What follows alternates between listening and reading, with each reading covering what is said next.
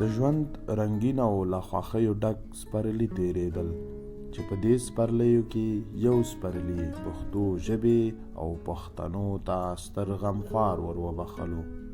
دغه له ماشومتوبه ځیرک او په خپلې مورنۍ ژبې او قوم لیونی مین ابوبکر نومېده چې له نن څخه 25 کاله وړاندې د کابل په نوي ښار کې د لالهندې نړۍ ته د خپل آرام او مسکا ژوند په پار سترګې وغړولې. ابوبکر په یو داسې کورنۍ کې ژوند پیل کړ چې د کور هر غړی د قلم او کتاب په رښتینې معنا پوهېده. نو له همدې کبله یې ابوبکر په کوچنیوالي کې د ښې او زرینې راتلونکي په موخه په ښوونځي کې شامل کړ. ابوبکر لومړنۍ زده کړې په نسوان ایمني او لیسه په حبیبي ښوونځي کې ولوسته.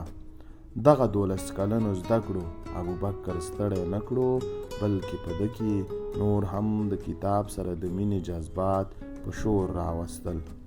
نو په همدې موخه یې د کانکور په ازموینه کې ګډون وکړ.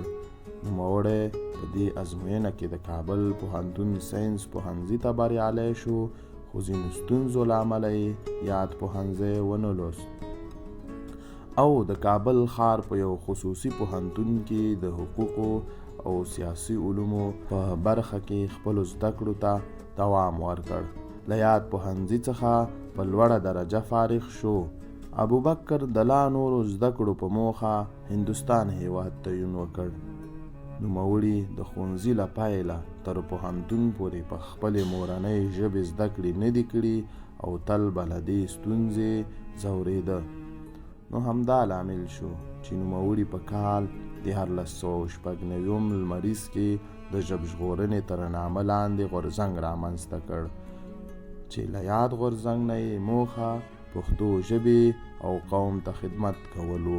ابوبکر به د پښتو ژبې او پښتنو د وروستوالي له درد څخه ځورېده چې بیا بالاخره دې رنځ او درد نوموړی مجبور کړ چې یاد غورځنګ رامنځته کړي او له دې لارې پښتو ژبه او قام بډایه کړي تر څو له نورو ژبو او قومونو سره سیال شي. ابوبکر یو ځوان او مبارز شخص دی چې د ژوند په هر ډګر کې مبارزه کړې او له هیڅ چا یې ویره نه ده کړې. د ځلاند همیشنی شعار دا دی چې په فکر کې له هیڅ ژبې او قوم سره تعصب نه لري، خو د خپلې ژبې پرمختګ یې د ژوند لوی ارمان دی. ځلاند خپل ډیر ژوند خپلو خلکو او ټولنې ته په خدمت کې تیر کړی او لا یې تیروي. هغه وایي چې تر هغې به له خپلې مبارزې لاس په سر نشي تر څو چې په دې لار کې خپل سر نه وي قرباني کړی. نوموړی په دې لار کې له ګڼو ستونزو سره مخ دی، خو ماتې نه ده منلې. ابوبکر تل په دې ټینګار کړی چې پښتانه باید تعلیم ته مخه کړي او له دې لارې خپل هیواد او ژبې ته خدمت وکړي.